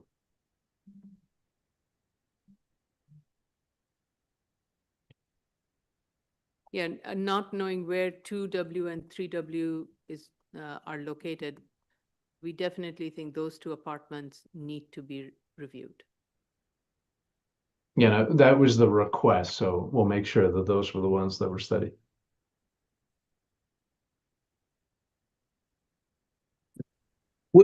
Oh, I just want to say, we're not saying change them. Just if the sound engineer believes that the chosen locations are the most critical ones, have him provide plans to describe where they are located and some narrative on why he believes that they are the most critical ones to monitor at. In addition to that, we need the input noise values and the output ones. And we need the time, like we described, like we mentioned before, the duration of the monitoring. Got it. Thank you. Okay. Any Yeah, other- but we would love to address this as quickly as possible, so, we'll make sure we get this submitted Yes. as soon as possible. Yes, but do a thorough job, because it would be otherwise lost time on everybody's part. Got it. Let's go to the, any other questions or comments for the applicant team? Let's go to the public.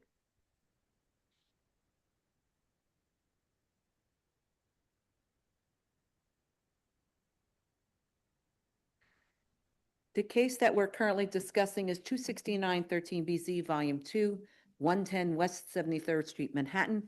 Should you wish to comment on this application, dial 669-254-5252. At the prompt, you'll enter the webinar ID number 160-240-2368 and press the pound sign. At the next prompt, you'll press the pound sign only. Once you're permitted in, press star 9 to raise your hand, star 6 to unmute if you're calling in on the phone. And if you're in the Zoom room already, please raise your Zoom hand, which is the little hand at the bottom of your computer screen. Once you're recognized, you'll have 3 minutes. Ms. Ivanko?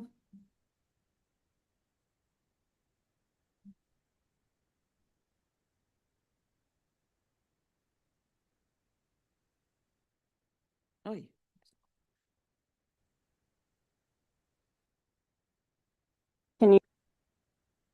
Yes, go ahead. Good morning, we can hear you. Good morning. My name is Mary Ivancho, president of West 73rd Block, a block where I've lived for 47 years. I'll be speaking this morning to formally oppose this renewal based on 2 critical factors. Factor 1 is compliance. The special permit was granted with 10 clear conditions. Those conditions were not suggestions. They were the legal basis for allowing an intrusion into residential zoning. Applicant repeatedly violated those 10 conditions, where many are still ongoing. The violations are as follows: operating 7 years beyond the permit's expiration date, expanding commercial operations into the backyards of 2 residential buildings, exceeding 69-person capacity, advertising for as many as 240 patrons, operating past 9 p.m., using amplified music and live bands, constructed and operating a commercial kitchen in the cellar of this residential building, misusing the emergency egress for daily commercial activities such as waiter service, commercial deliveries, and garbage ongoing, storing commercial garbage outside residential building 110 ongoing, placing all garbage from 3 mixed-use buildings, stacking them in front of 3 residential buildings for pickups, while commercial frontage remains free and clear of any garbage whatsoever, ongoing. Commercial pickups take place all within residential zoning, with a pickup early this morning at 1:30 a.m. Lastly, failure to resolve escalating DOB violations. Under zoning code, a substantial violation of these terms is not merely a technicality, it is a mandatory ground for denial of renewal. Factor 2, the purpose of special permit. In 2014, when this permit was first put into place, applicant was unable to expand into commercial zoning. That has since changed. In November 2022, applicant acquired adjacent building 104, zoned commercial, and has filed an easement to expand the restaurant into that space. Applicant has expanded and is currently operating out of building 104. Per zoning code, the board must determine if the circumstances warranting the original grant still pertain.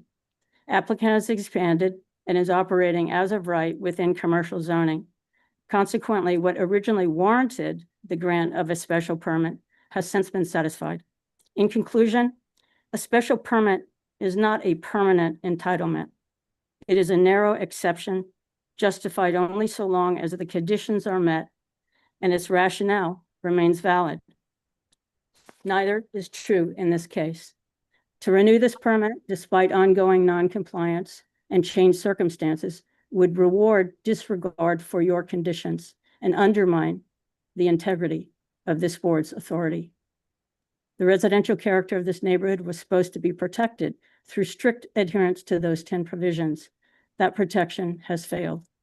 For these reasons, it is requested the board deny extension of term with prejudice. Thank you.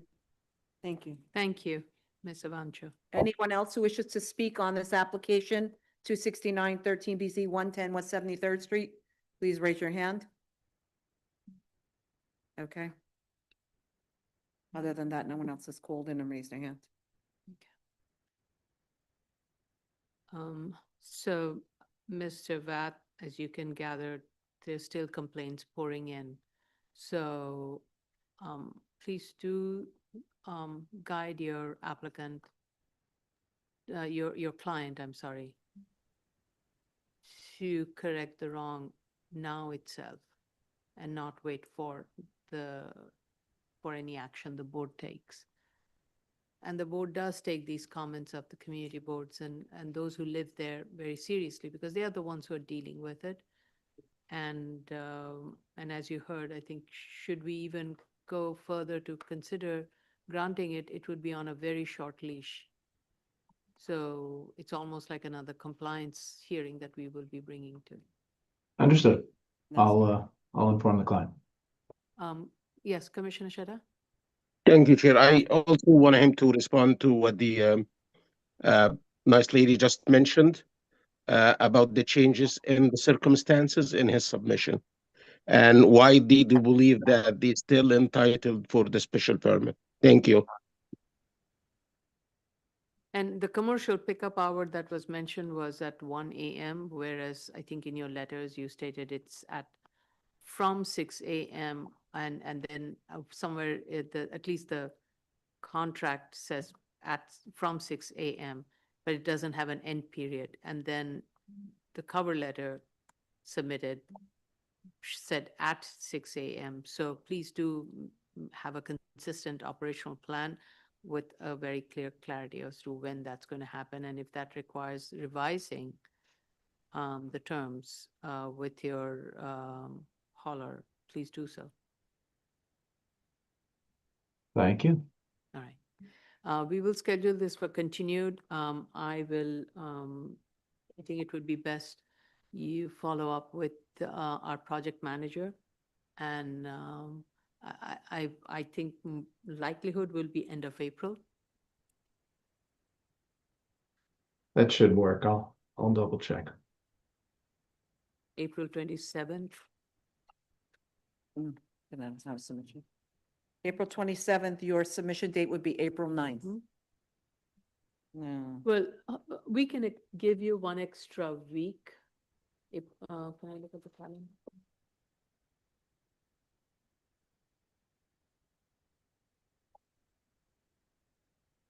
I think if you submit by April 16th, that should be sufficient. That should give you sufficient time to do the analysis and revise. Yeah, I'll check with the engineer. That should be enough, even if additional testing is performed. Right. And if you need a few extra days, please let the project manager know immediately so that we can prepare ourselves in terms of the delay. But I really don't want to extend it beyond that. Okay. Great. Okay, thank you. Thank you.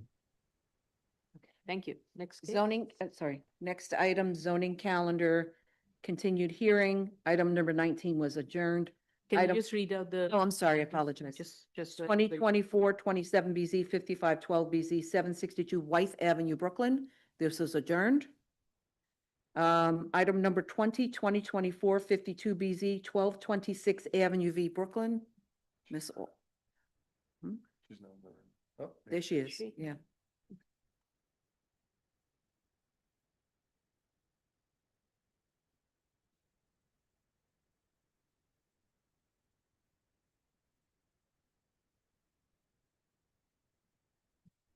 Good morning.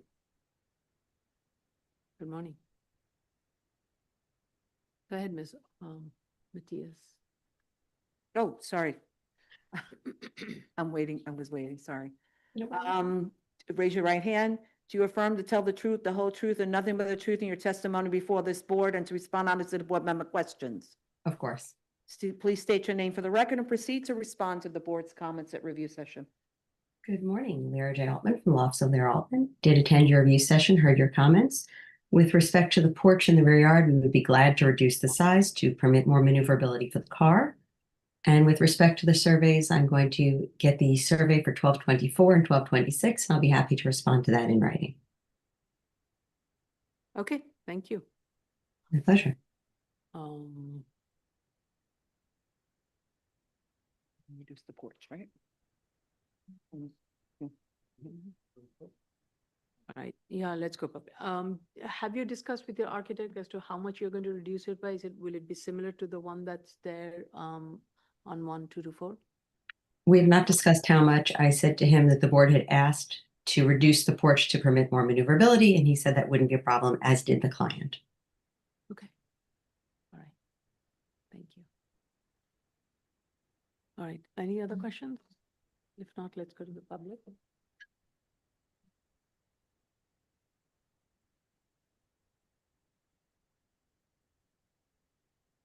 The case that we're currently discussing is 2024-52 BZ, 1226 Avenue V, Brooklyn. Should you wish to comment on this application, dial 669-254-5252. At the prompt, you will enter the pound sign. At the prompt, you will enter the webinar ID number 160-240-2368 and press the pound sign.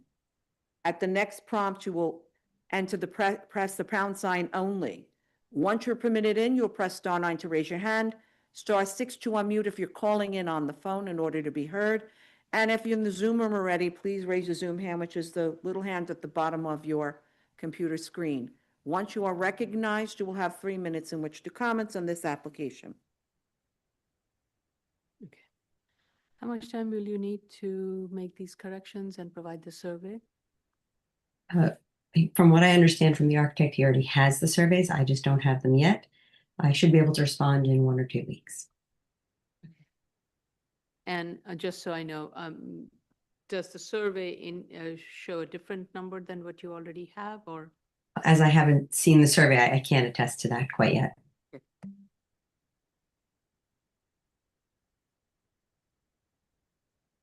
Right. To commissioners, you feel comfortable closing it? Yeah. Okay, so Yeah, let the clock okay. run out.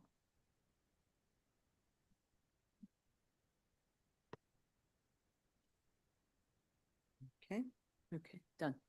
All right, I'm going to make a motion to close it. We'll keep the record open for you to revise the plan as discussed and also provide the survey to confirm the dimension between the two buildings.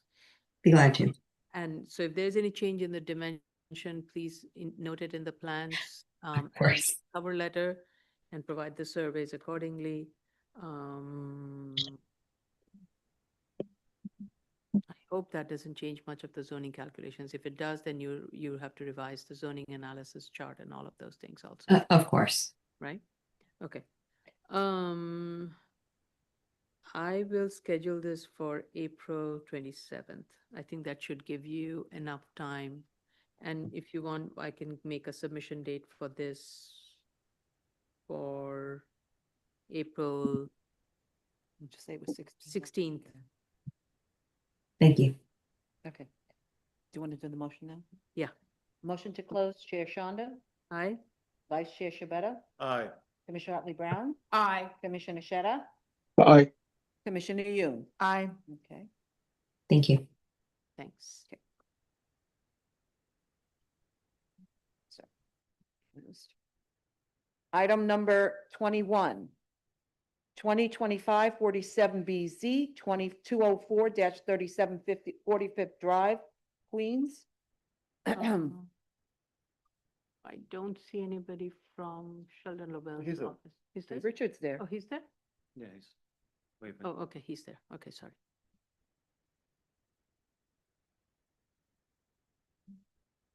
Anyone else with you, Mr. LaBelle?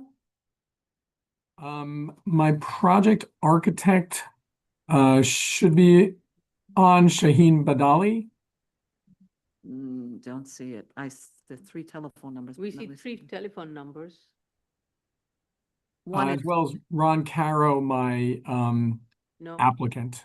I'm not sure whether or not the board is able to admit the phone numbers and we can well, ask him. the ending numbers are 4183, 4457, and 8328. Those are the three telephone numbers we see. Could they be one of yours? I think so. Okay, which one? One. At a minimum, I think 4183 is. I'm not exactly sure. And 4183 raised their hand. If you are here for this case, 45th Drive, 2025-47BZ, only if you're an applicant's team member.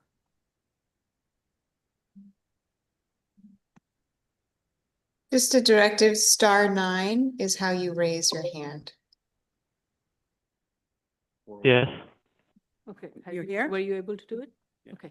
Mr. 4183, can you please identify yourself? I'm 4183, but I'm not sure if this is the one that I'm supposed to be calling in for this. Is this the one on 53rd Street? No, No. no. Okay. Thank you. We'll, So I'm not. all right. We'll put you back in the room. Sorry. Okay. At least we know that works. Good. You need your. I don't really, Chair. Happy to just move forward. Okay, raise your right hand. Do you affirm to tell the truth, the whole truth, and nothing but the truth in your testimony before this board to respond honestly to board member questions? I do. Please state your name for the record and proceed to respond to the board's comments at review session. Richard Lobel of Sheldon Lobel PC. Chair, Commissioners, thank you for your comments during the executive session. We're happy to hear that the board is largely satisfied with the latest submission. Chair, we note that there is a tax map available dating back to July of 1966, which is the first owner listed on that chain of title that we provided, which shows the dimensions and configuration of the lot is as it is in the present state. So we can date back to that date. Okay. And we're happy to submit that upon a resubmission. No, actually, now that you mention it, I do remember seeing it. Sure. Thank you for reminding me. Of course. Yes.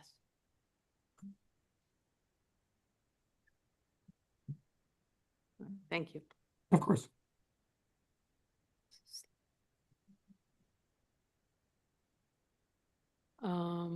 And regarding the cars being stored in the main portion of the triangle? Yeah, we can submit an updated photo. My applicant's already said he's taken it this morning. So we can provide that to the board as well, and also to address the comment from Commissioner Sheta with regards to the availability of openings in those bedrooms. It looks like they need doors. Yeah, a couple of doors are missing Yeah. from bedrooms. Just minor Understood. details.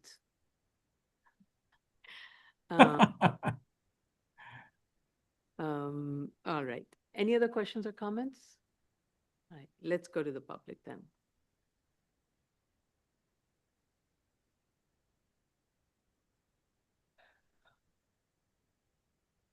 The case that we're currently discussing is 2025-47BZ, 204-37 45th Drive, Queens. Should you wish to comment in this application, dial 669-254-5252. At the prompt, you'll enter the webinar ID number 160-240-2368 and press the pound sign. At the next prompt, you'll press the pound sign only. Once you're permitted in, press *9 to raise your hand, *6 to unmute if you're calling in from the phone. And if you're in the Zoom room already, please raise your Zoom hand, which is the little hand at the bottom of your computer screen. Once you are recognized, you'll have 3 minutes in which to comment on this application.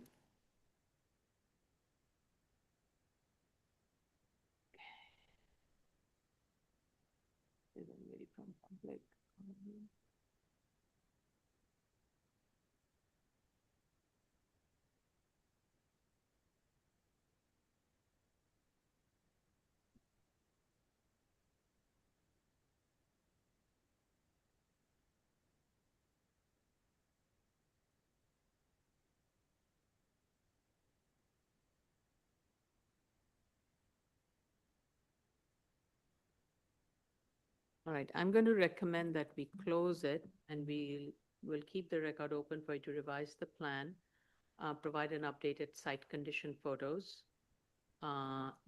and we will then schedule it for decision for April 27th. Okay? Chair, I'm assuming that would be the soonest possible date. We have a lot of items for April 13th, so that's why Understood. I'm. Okay, thank you, Chair. 27th, yeah. Okay. Motion, Motion to close, Chair Shonda. aye. Vice Chair Shabeta. Aye. Commissioner Otley Brown. Aye. Commissioner Sheta. Aye. Commissioner Yoon. Aye. Right, thank you. Thank you again. Item number 2220, thank you, Mr. LaBelle.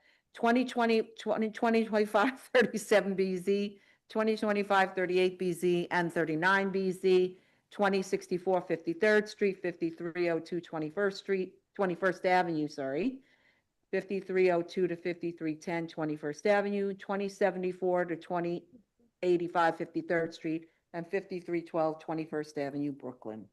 2027 to 2084 53rd Street. Oh, what did I, oh, okay. Thank you for correcting me. No problem. So we're quite a number. This is Mr. Goldstein. Mr. Goldstein, do you have anyone with you? How are you? I'm happy I have a long title block. It got me time in here before you were done. I'm by myself today. Okay, sorry. Raise your right hand. Do you affirm to tell the truth, the whole truth, and nothing but the truth in your testimony before this board and to respond honestly to board member questions? I do. Please state your name. What happened? Madam Chair, are you okay? She's frozen. She's frozen? One moment, please, the chair. Hold on. No, just to swear him in. First, I see. Okay. I swore in already. Yeah, please state your name for the record and proceed to respond to the board comments, but just wait 1 minute. You ready? Just wait 1 minute. Okay. Something happened. I got kicked out of the Zoom, but I can see you. Then if I can see him, then. It's frozen. Yep. No? No, you're out. No, it's okay. Just come with that. Okay. There you go. I'm sorry. My apologies. Okay. We're ready? Good afternoon, Jay Goldstein for the applicant. I listened to the review session and heard the board's comments. I thank the board for their input on the prior hearing, and we're happy that our application materials are a step forward in the right direction. In response to the comments, I think most of them should be done in writing. We'll provide existing and as-of-right plans as a combined set. We will provide a room utilization chart. It'll confirm two things. One, the use and the reutilization of the multipurpose rooms throughout the building, as well as the play areas, as well as explain or attempt to explain further the classes that are taken out, how they're taken out, and when they're taken out, and we'll break it up by grade. We will work on fine-tuning the arrival and dismissal schedule to correct any inconsistencies, as well as to respond to any of the comments from the board, and to explain our operational plans going forward. We'll also provide updates to the trash calculations as necessary and provide in response to Commissioner Yoon's comment, location and number of tilt trucks and where they'll be stored. We'll provide an axonometric for the building as well as sections for the entire building. We will also clarify the daycare and the number of students, how it's going to be operated throughout the program once it's complete. I believe those are all the comments. The only other comment was with regard to Commissioner Sheta and the cemetery next door. We're working with the cemetery for the archaeological study to determine if there's a need to pull away from the cemetery or if there is no impact by our project. So we are working with the city to respond to that comment. Thank you. I believe those were all the board's comments. I believe that they are best addressed in writing with charts or spreadsheets to evidence what we're proposing. And also during construction, Right, the arrival and dismissal during construction, how will it operate? how will that operate? And that goes to the whole, the phase construction. We need to have a better understanding of the phase construction, the duration, and how it will impact different street frontages, especially the frontage along the residential portion. I mean, I think that it'll affect both. And how will the school operate, and those things also need to be clarified. Okay. Ms. Morris has her hand up. Okay, Ms. Morris? Thank you. Just a note, I know there's been some communication between Jay, your team, and the community board, but I don't believe there's been a hearing scheduled, and they haven't provided us yet with a formal recommendation. So if you can maybe provide an update on where that's at and what's expected, if we will be getting a recommendation, or when you expect to present the material to the community board. Thank you. We'll follow up again. They have all of our materials. We were in contact with them. They haven't called us to a hearing yet, but we will follow up with them and see what they want to do. Okay. All right, let's go to the public. Yeah, we have several people from the community.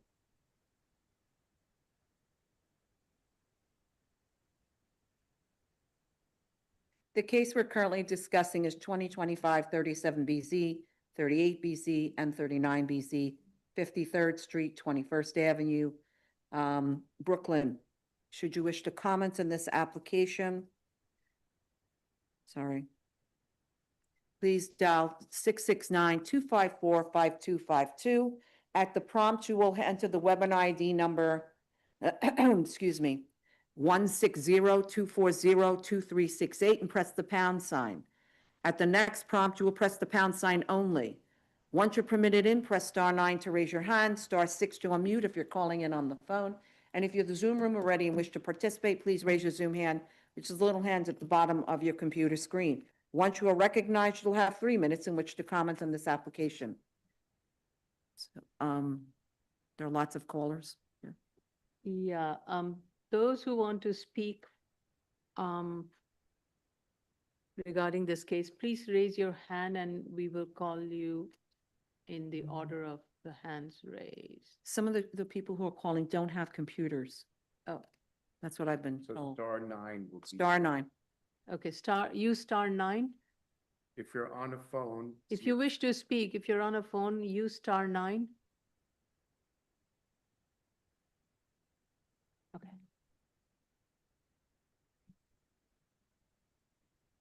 A person's phone number ending with 8491. We'll speak first. Yeah, okay. State your name. 8491. Hello? Hello?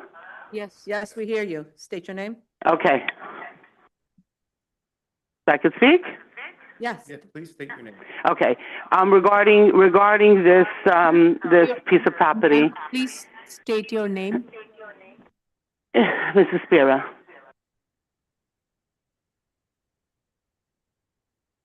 Hello? Could you please state your name? Spira. Okay, thank you. Zero. Please proceed. Okay. Regarding this property, there's, I don't know if you know the logistics of the avenue, but the corner happens to be a very sharp corner without the dismissals. Like when you turn from Dayhill Road onto 21st Avenue, unless you make the turn, do you really see what's happening on 21st Avenue? And when you're double parked or triple parked, that turn is a very dangerous turn. And on Dayhill Road, the cars are double parked. I don't know how many buses they have. To me, I think minimal buses. Most of it is carpooled. The double parking, the dismissal is beyond dangerous. Everybody is double parked and triple parked. People bypass the long lines, so they go into the opposite direction. Then they come head on with the other side direction. And then what happens is gridlock, so no one's going anywhere. And something has to be done very, very different and much safer and much more amicable to all, not only neighbors, people on the street. Number one. Number two, parking, being that they're expanding, there's going to be more faculty, more cars, more people, more students. They have to include some sort of parking situation, whether they have to do underground digging for parking or they have to put up some metal stacks in their backyard. Something has to be done to ease the parking situation here. Number three, the garbage is beyond reasonable statements. And the fact that they are among residents, the relationship has to be amicable, because right now it's very disrespectful, very rude between parents and teachers and the people that live here. Thanks. So in order for this school to expand with more students and more faculty and more teachers and more parents, there has to be some kind of a revised plan to make this a safe zone. Parking, dismissal is dangerous beyond. The garbage, the lack of caring or sharing with anyone else around them, it's beyond normal. Thank you. Thank you, Ms. Pira. Next person, 4457. 4457.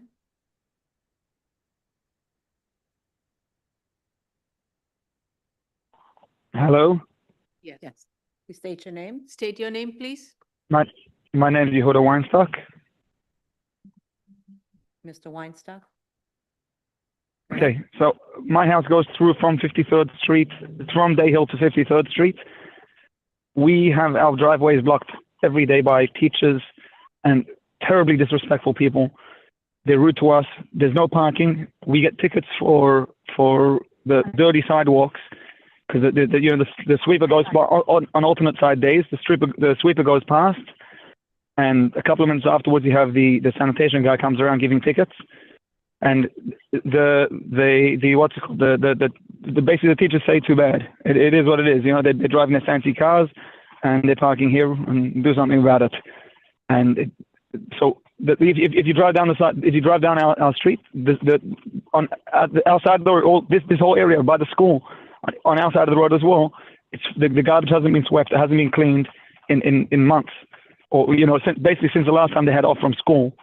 When there was still street sweeping, when it comes to leaves, we have to try use blowers and blow out from underneath the cars. Otherwise, we get tickets because when they drive away at 4 o'clock, and all of a sudden the area empties out at 4 o'clock because these teachers have to all come, one teacher per car, and there's plenty of parking at 4, and it becomes we get tickets. We have to pay for it. We have to try runs and start cleaning up. Then it all blows into our yards. All this garbage. As well as also, like Mr. Spira said, it's extremely dangerous. You have kids trying to cross the road, kids coming and going, buses dropping off kids, and meanwhile it's double parked the entire way down from 53rd Street back to J and 52nd Street. It's double parked and there's no one to talk to. There's buses coming from in both directions, and 53rd, Dayhill and 53rd is one of the main arterials. Anyone who wants to come in from Flatbush. Virtually 90% of the traffic coming in from Flatbush comes down. They go J down 53rd Street. 53rd Street. Whether it's you got ambulances going down that way, emergency vehicles, trucks, cars, buses, and it's all double parked all the way till the corner. There's the poor lady, the crossing guard. She's trying to juggle. It's like an eight outlet intersection, and she's trying to juggle all of that. And they're disgustingly rude. There's no way. It's not safe, and there's no one to talk to there. And each time you bring it up with them, you ask them to move the car. They look at you like I own this place. Who are you? And it's if it's terrible now, and then you're going to add another, even if it's 50 students to it, you're going to add another even 5 more teachers. Where are they parking? If they're not providing parking spaces, off the street parking, if they're not providing a cleaner dismissal, or say maybe like a bypass where they pull into the school, dismissal within the yard, and then pull back out, so first someone is going to get killed. We already had there was a child killed on 53rd Street a nice bunch of years ago, and now it's something's waiting to happen on this corner, 53rd and 21 Day Hill. Thank you. Thank you very much. Thank you. Any Thank you. who wishes to speak on this subject matter, please raise your hand. Star 9. Star 9 to raise your hand. No one else? Okay. Okay. Anyone else? If you can also send a letter to submit at bsa.nyc.gov. This brought up a question I wanted to follow up on. Tracy had asked about the surveys that were supposed to be coming for transportation analysis. And my follow-up question is school safety, where are they in reviewing this? I think that the comments from Mr. Weinstock made me look closer at the manufacturing district across the street and the bend at this intersection, this 3-way intersection, and if there's any expectation that more crossing guards or crosswalks would be added near the school.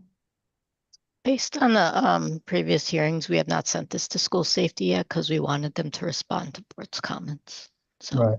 And we're working on the surveys. They take some time to do. It's a very cumbersome prospect. But we hope to get it in soon. We'll get that in advance of our next submission so that it's has more time to go to school safety. Right. All right. 2 more people just raised their hand, but they spoke before? Have they, I think 4457. Yeah, Ms. Sears. Yeah.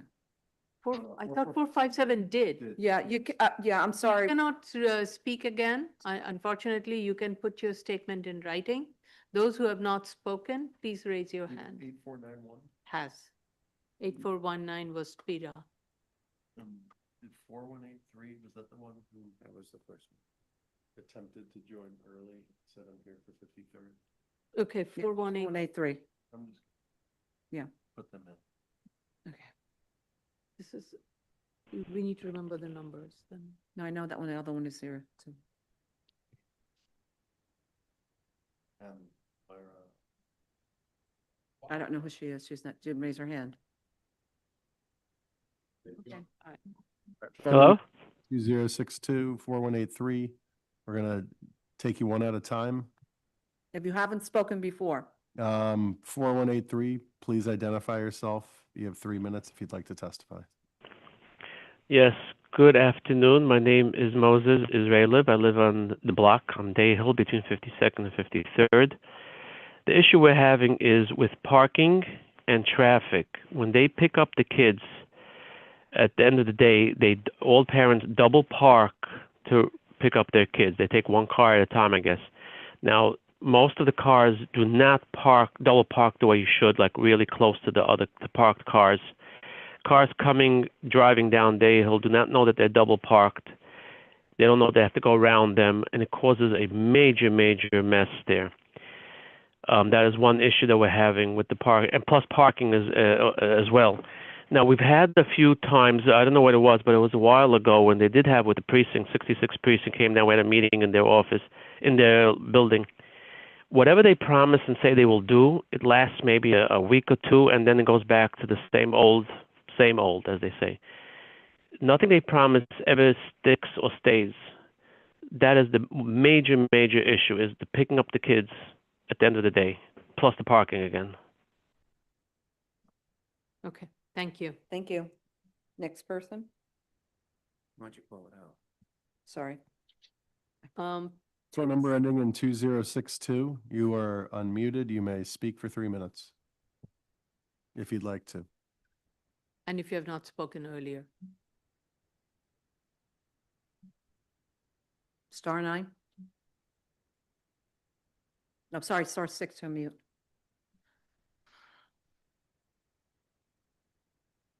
Hello? Please state your name.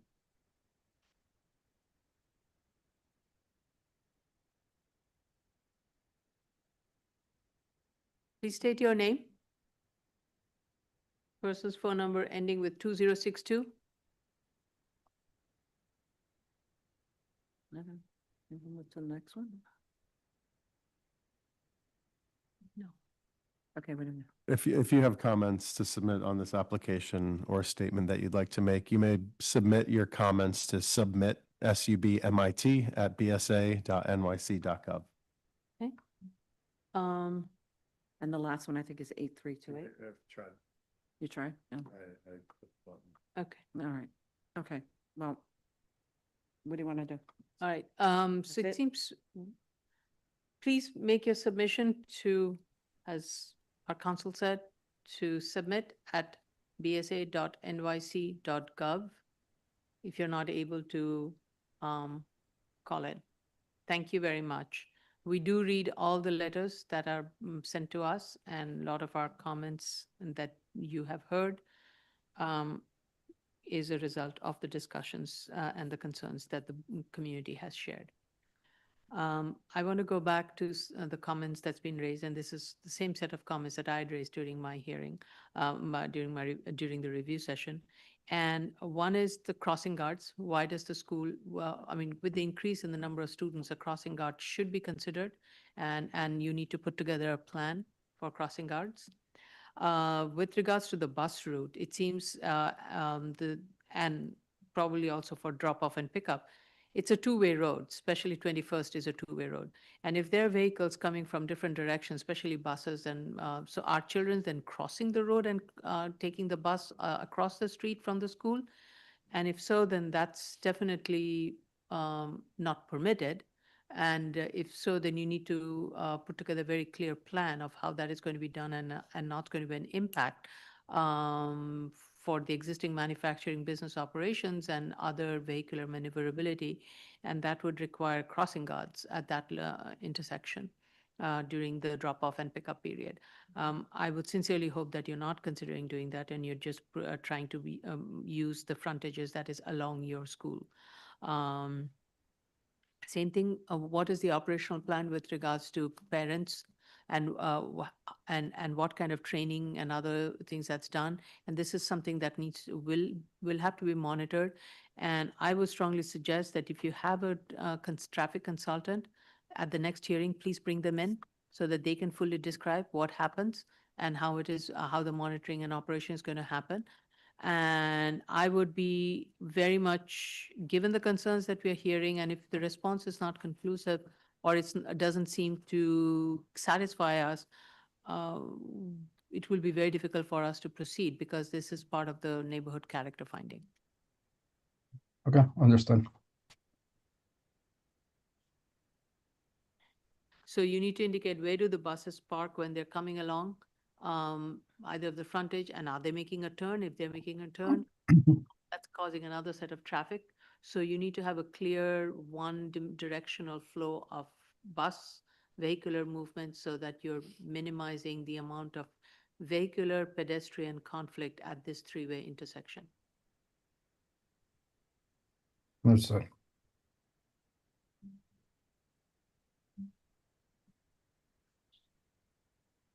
Okay, how much time do you need? I have to discuss with the architect and discuss with the school, just there's a lot of moving parts, so if I can get back to staff with dates, that'd be helpful. Especially Passover's in between now, so. Sure, yes. And please do continue to follow up with the community board. And I would say those who are listening in, we do submit the initial application to the community board. Community board will have the entire set, the initial set of application, and any subsequent revisions that the applicant makes, those applications are also submitted to the community board. So you should reach out to the community board to review those documents and also reach out to the community board to regarding the status of the community board hearing. Okay. Okay. So yes, please do coordinate with the project manager regarding the submission and the next hearing date. Will do. Okay. Thank you very much. Thank you everybody for your participation. Thank you for waiting. Okay, this is the second call calendar. Item number 751 60BZ, Volume 3, 105 New Dorp Lane, Staten Island. Yes. We actually have to defer Richmond because we still have not gotten the submission. So the only one that we will be discussing will be. Okay.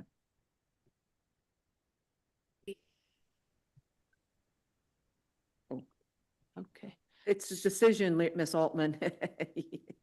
I'm here anyway. Okay. Oh, okay.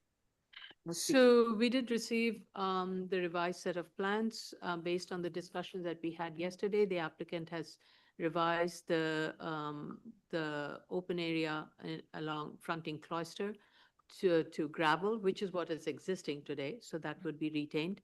And applicant has also provided context photos. So I was satisfied with it. I just want to make sure everyone who requested had a chance to go through the documents and was satisfied with the submission. Yeah, there's just some graffiti on some of the photos, so just the condition that the site shall be maintained free and clear. Okay, yep. Do we need a motion? Hold on. Okey doke. Graffiti and debris. All right. So I then make a motion to approve a 10-year extension of term from the date of the grant, which is also, I think yesterday was the expiry date. So it can be from 23rd instead of 24th if you want to be consistent. 3/23 or 3/24. I think 3/23 was the date of this. So it can start from 3/24. Okay. With the condition to obtain all the required fire department approvals and to address all the fire department violations. And based on that, obtain a certificate of occupancy within 18 months from the date of the grant. The new term with 10 years will be March 23rd, 2036. March, well, today's 24th. 20, oh, okay. Under 1141, though. Right, it's 11. You can't create Okay. a new term. Right, so it will start from March 23 from 2026, okay. And a P15 certificate of fitness per Fire Code 113.1 and correct fire department, to correct the fire department summons shall be conducted. And the site shall be maintained free and clear of graffiti and debris. With that, motion to approve. Chair Shonda, Aye. Vice Chair Shabeta, Aye. Commissioner Otley Brown, Aye. Commissioner Sheta, Aye. Commissioner Yoon. Aye. Application has been granted. Thank you. Case number 2025-25BZ is being deferred. Okay. Okay, anything else? This concludes the public hearing for March 24th, 2026. Thank you one and all. Have a Thank good you. day. Yeah.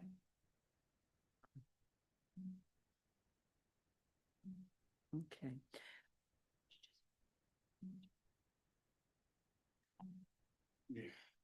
We mentioned to her yesterday. Yeah. Just, maybe, I don't know if you We're want still on. Jill and Jessica Mhm. join us, Hey, we're still. or just like talk over. We're still on. Yeah.